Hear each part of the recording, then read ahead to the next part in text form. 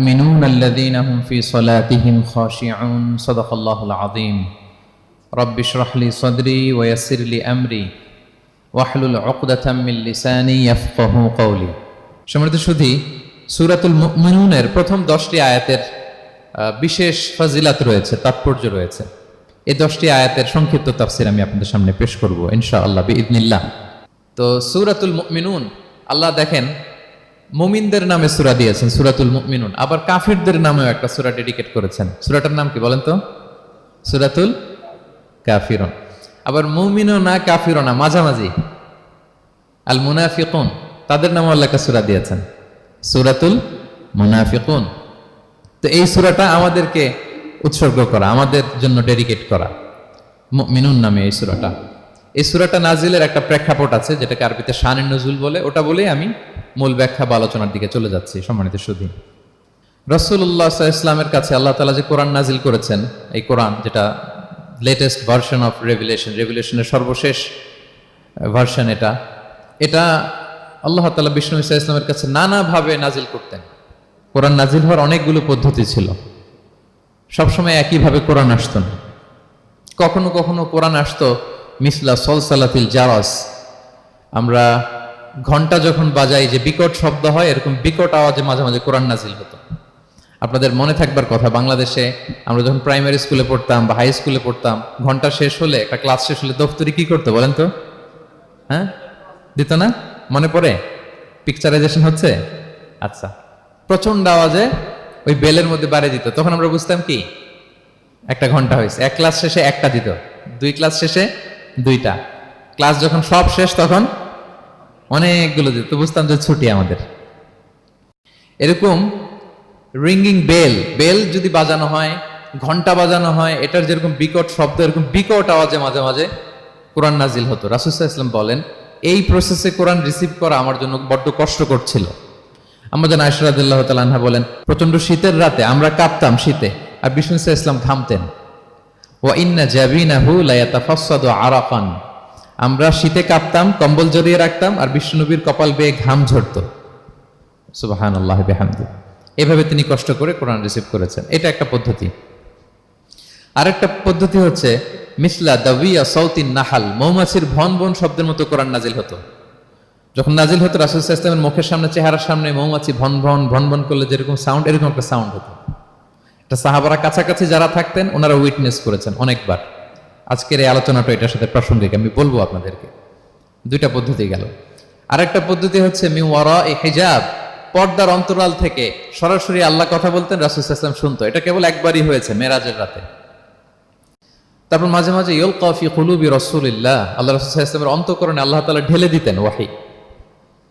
আচ্ছা, আবার কখনো কখনো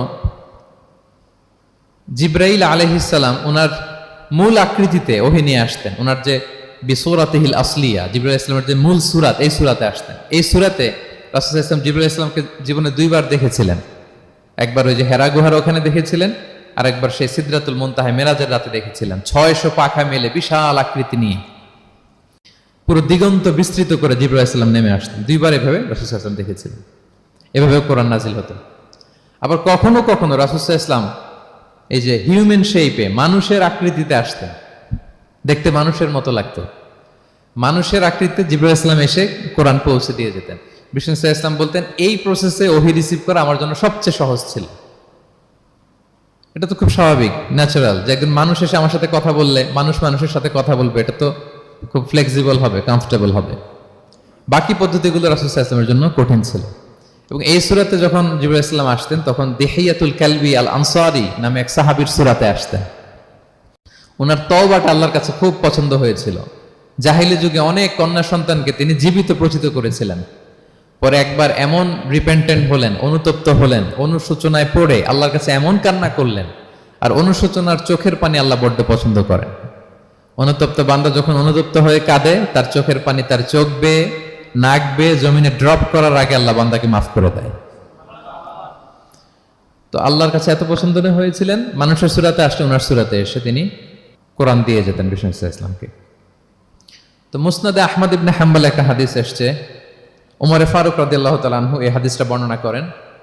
তিনি বলেন যে আমরা একবার বিষ্ণু সাল্লাল্লাহু আলাইহি ওয়াসাল্লামের পাশে বসা, হঠাৎ সামি'না দাবিয়া সাউতিন নাহাল, মৌমাছির ভনভন ভনভন শব্দ শুনতে পেলাম, কিন্তু তাকিয়ে দেখি কোনো মৌমাছি নাই। তখন বুঝলাম যে রাসূল সাল্লাল্লাহু আলাইহি ওয়াসাল্লাম ওহী রিসিভ করছেন। কি রিসিভ করছেন? ওহী রিসিভ করছেন। ঠিকই রাসূল সাল্লাল্লাহু আলাইহি ওয়াসাল্লাম কিবলামুখী হলেন, ফাস্তাকবালাল কিবলা।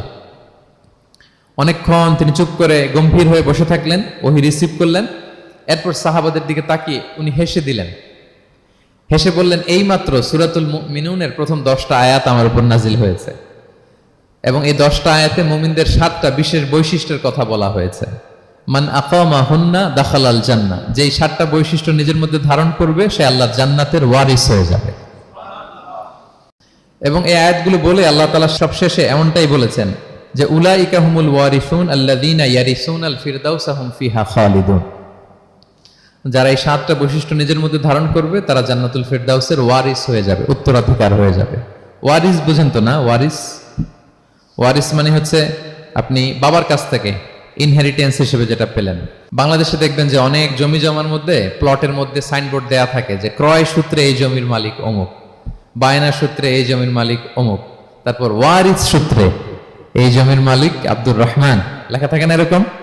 ওয়ারিস সূত্রে মানেও এটা উনি কিনে নাই, এটা ওনার কার কাছ থেকে? বাবার কাছ থেকে পেয়েছেন, উত্তরাধিকার সূত্রে পেয়েছেন। তো দেখেন আল্লাহ তাআলা এই শব্দটাই, লিটারালি এই শব্দটাই ব্যবহার করেছেন যে আল্লাযীনা ইয়ারিসুনাল ফিরদাউসা হুম ফিহা খালিদুন।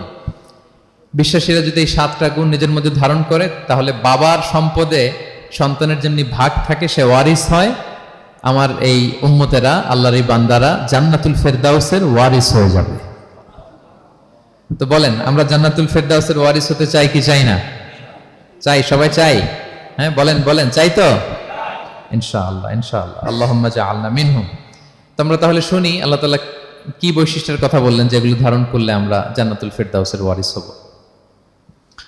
আম্মা জান আয়েশা রাদিয়াল্লাহু তাআলা আনহাকে সাহাবারা জিজ্ঞেস করতেন যে আম্মা জান কাইফা কানা খুলুকু রাসূলিল্লাহ, আল্লাহ রাসূল সাল্লাল্লাহু আলাইহি ওয়াসাল্লামের আচরণ কেমন ছিল? তিনি বলতেন কানা খুলুকুহু আল কুরআন, রাসূল সাল্লাল্লাহু আলাইহি ওয়াসাল্লামের আচরণ ছিল কোরআনের মতো আচরণ। উম্মে সালামা রাদিয়াল্লাহু তাআলা আনহা আমাদের আরেক আম্মা জান, ওনাকে জিজ্ঞেস করা হলে উনি বলতেন রাসূল সাল্লাল্লাহু আলাইহি ওয়াসাল্লাম যখন রাস্তা দিয়ে হেঁটে যেতেন কাআন্নাল কুরআনা ইয়ামশি আলাল আরদ, মনে হতো লিভিং কোরআনটা রাস্তা দিয়ে হেঁটে যাচ্ছে। তো সাহাবারা যখন আরো ইন ডিটেইল জানতে চাইলেন তখন আম্মা জান আয়েশা বললেন তোমরা সূরা মুমিনুনের প্রথম 10 আয়াত পড়ো, এই 10 আয়াতে যা যা আল্লাহ বলেছেন এটাই ছিল খুলুকু রাসূলিল্লাহ, এটাই ছিল বিশ্বনবীর আচরণ। তো আসুন আমরা দেখি রাসূল সাল্লাল্লাহু আলাইহি ওয়াসাল্লামের আচরণ কেমন ছিল এবং কোন বৈশিষ্ট্যগুলো থাকলে আল্লাহ তাআলা আমাদেরকে জান্নাত দিয়ে ধন্য করবেন। সূরাতুল মুমিনুনটা আল্লাহ তাআলা শুরু করছেন ক্বাদ আফলাহাল মুমিনুন আল্লাযীনা হুম ফি সালাতিহিম খাশিউন, অর্থাৎ সফল হয়েছে তারা, ঈমান এনেছে যারা। প্রথম আয়াতের অর্থ হচ্ছে ক্বাদ আফলাহাল মুমিনুন, বিশ্বাসীরাই সফল হয়েছে।